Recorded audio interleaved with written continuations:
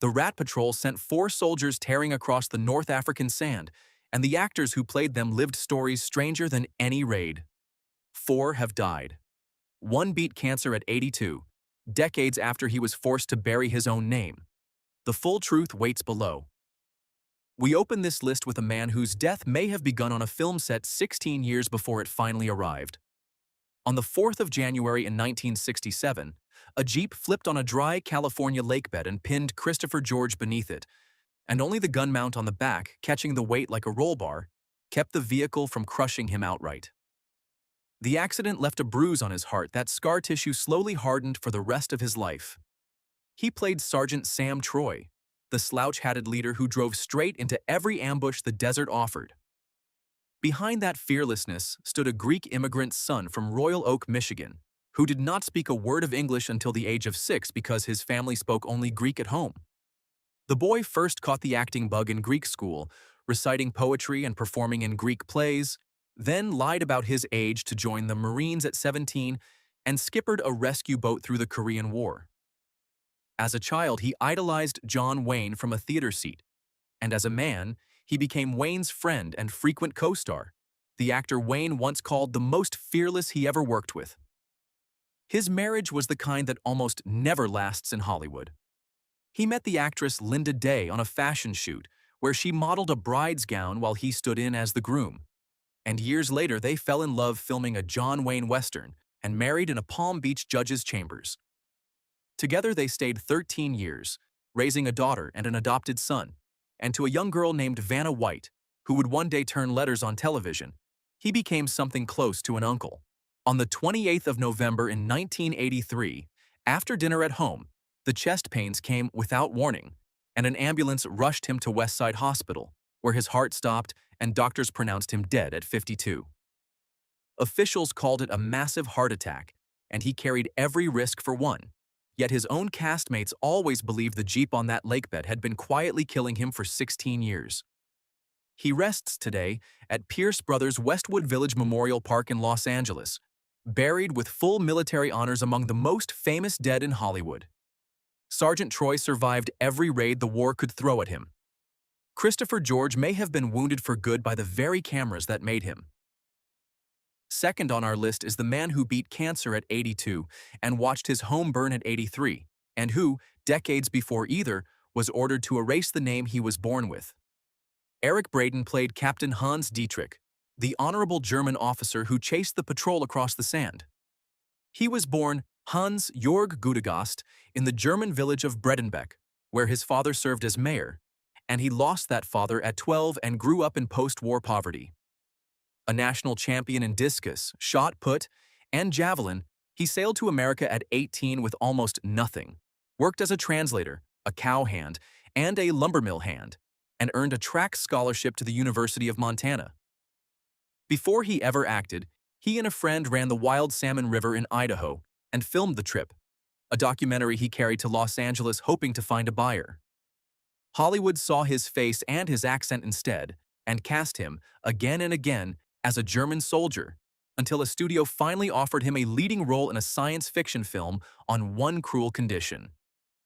They would make him a star only if he stopped being Hans Gudegast, because the name sounded too German for an American hero, and so, with deep reluctance, he buried his own name and became Eric Braeden. That surrendered name carried him somewhere no one predicted. In 1980, he signed a 26-week contract to play a tycoon called Victor Newman on a daytime drama, and that brief job became a 45-year run that made him one of the most recognized faces on the planet. Along the way, he played John Jacob Astor in the film Titanic and was twice given the Federal Medal of Honor by the president of his native Germany. His private life held steady through all of it. He married his college sweetheart, Dale Russell, in 1966, and the marriage has lasted nearly 60 years without a single public scandal, producing a son, Christian, a film director his father calls his proudest achievement. In April of 2023, he told fans he had high-grade bladder cancer, and 4 months later, after treatment, he announced the doctors had looked again and simply could not find the thing. Then, in January of 2025, the Palisades fire took his Los Angeles home, and at 85 he is rebuilding, still playing Victor, still throwing punches at a heavy bag. The captain everyone loved to fear is now, under a name a studio forced on him, among the most famous men in television. And one of the soldiers who shared that desert with him would do the very opposite of all this fame and disappear onto a boat in Honolulu under a name almost no one knew. Our third man drove the most famous Jeep on television and then drove away from fame entirely, ending his life on a boat in Honolulu under a name almost no one recognized. Justin Tarr played Private Tully Pettigrew, the wheelman who steered the gun Jeep through 54 of the show's episodes. He was born John Howard Kenneth Barnes in Amarillo, Texas, raised on a cattle ranch in the Colorado high country, and he sold his hot rod as a young man to pay for acting school in New York. Before the cameras ever found him, he was a hairdresser in Colorado Springs, and once on the show he cut the hair of every man in the cast, including the German captain and the British sergeant. He was the one behind the wheel on the day the Jeep flipped on that California lakebed, the crash that bruised Christopher George's heart and broke Gary Raymond's ankle. George later remembered it in slow motion, certain in that instant that Tarr would be killed, and probably himself as well. Yet the driver walked away with only an injured arm. Fame seemed to mean little to him after that. Near the end of the second season, he chose to step back, and the producers quietly pulled his face from the opening credits. After the show, he turned up once beside Steve McQueen as an informant in the film Bullet, then drifted to Hawaii, where he sold real estate, guided tourists, and lived a deliberately small life. One last feature, a war picture called Massacre Harbor, had carried the patrol to the big screen, and after that, his roles thinned to almost nothing. By the accounts of those who knew him there, he kept a boat at the Ala Yacht Harbor and kept his old screen identity to himself, a quiet stranger with good stories. Even the name on his obituary was not the one America knew, shortened to Jet Tarr, the final disguise of a man who had worn several. On the 26th of July in 2012, he died in Honolulu at 72, and here the record simply goes silent. No public source records what took his life, his services were private, and no cemetery, no scattering, and no marker has ever been documented, which means the man who drove the most recognizable vehicle in the series has no resting place anyone can point to on a map. He left behind a longtime companion, children given names drawn from ancient Greek history, and 8 grandchildren, a whole family most fans never knew he had. Tully Pettigrew was the soldier always at the center of the action. Justin Tarr chose to vanish so completely that even his final coordinate is gone. Number 4 was found at 14, sitting on his front steps in Philadelphia, on the very day his father was carried away in an ambulance. A record manager named Bob Marcucci spotted the boy in that terrible moment, handed him a card, and signed him soon after without ever once hearing him sing. On this show, he appeared in a single episode as a patrol soldier named Corporal Pinnell. Born Fabiano Forte, the son of a Philadelphia police officer, he went to work as a teenager to help his family after his father's heart gave out. Marcucci wanted a clean teenage face to fill the silence Elvis left when the army took him, and he found that face on a stoop and built a star around it. Lessons, a pompadour, a snarling image, and a marketing machine turned a boy with no musical training into a sensation who sold more than 40 million records on songs like Turn Me Loose and Tiger. He turned that fame into films too, riding alongside John Wayne in North to Alaska, singing with Bing Crosby, romancing the screen daughter of James Stewart, and storming the beaches of The Longest Day. The machine, though, used him up fast. When the Beatles arrived, the industry discarded him as quickly as it had built him, and his name even surfaced in the congressional payola hearings as an example of manufactured fame. For a while, he was everywhere, his face on magazine covers and his songs pouring out of every radio.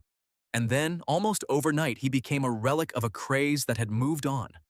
The fall was hard enough that he walked away from the business for 5 years, wrestling with depression before he returned to the stage in 1981. Years after that, a film called The Idolmaker told a thinly disguised version of his rise, painting its singer as a pretty face with no talent, and Fabian refused to let it stand. He sued for $64 million, claiming the film made him look like nothing more than a manufactured product, and he settled out of court with apologies and a share of the very movie that had used his life. Through 3 marriages, he found steadier ground. And since 1998, he has been married to a former Miss Pennsylvania, with 2 grown children from his first marriage, a screenwriter and an animator. In 2002, he received a star on the Hollywood Walk of Fame, and at 83, he still steps onto oldies circuit stages now and then. A boy was once chosen off his front steps to be sold as a product. The man he became sued Hollywood for telling that exact story and walked away owning a piece of it. If these stories are pulling you in, take a moment to subscribe, because the 4 names still ahead include the quietest disappearance and the longest marriage of them all. Halfway and one beyond, we reach a man who buried his television daughter and then followed her into the ground 6 weeks later. William Schallert played a doctor in one Rat Patrol episode, one of nearly 400 roles across a 60-year career. He was a Los Angeles newspaper editor's son who enrolled in college to become a composer, won a Fulbright to study theater in England, then left to fly fighter planes for the Army Air Corps in the Second World War. After the war, he helped found a theater company with Charlie Chaplin's son and was directed by Chaplin himself before settling into the role he would play for the rest of his life: the steady father, the patient teacher, the calm doctor. Across 6 decades, audiences met him everywhere, as a mayor in the Heat of the Night, as the bureaucrat undone by tribbles on Star Trek, and even as the cheerful voice of a cartoon toaster selling breakfast pastries. America knew him best, though, as the gentle dad on the Patty Duke Show, and his hardest fight happened far from any of it. As president of the Screen Actors Guild, he led a bruising 94-day strike in 1980 over residuals for the new world of pay television, and when the strike was judged a failure, the blame fell on him and the membership voted him out. He answered that defeat by helping build a committee that finally made room in Hollywood for performers with disabilities. In a strange echo, the screen daughter who called him father on that sitcom, Patty Duke, would one day hold the very office he had lost. His marriage outlasted nearly everything else in his life. He wed the actress Leah Wagner in 1949 and stayed married to her for 66 years, until her death in 2015 left him a widower with 4 sons and 7 grandchildren. Loss then came in a cruel cluster. Patty Duke died in March of 2016, and barely 6 weeks later, on the 8th of May, he died of natural causes at his home in Pacific Palisades at the age of 93. There was no grave to visit afterward, because he was cremated and his ashes were scattered across the open sea, given back to the water with no headstone to mark him. Martin Lane was the mildest father on television.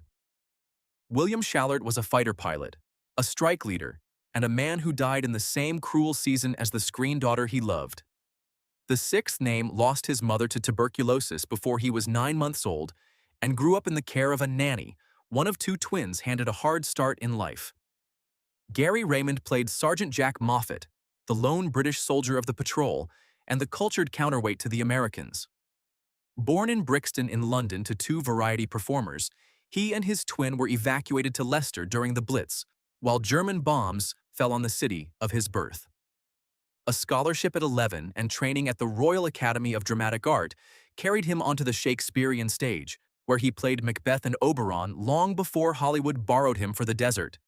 And he would return to Shakespeare again and again across his life, from the Royal Shakespeare Company to the open air of Regent's Park.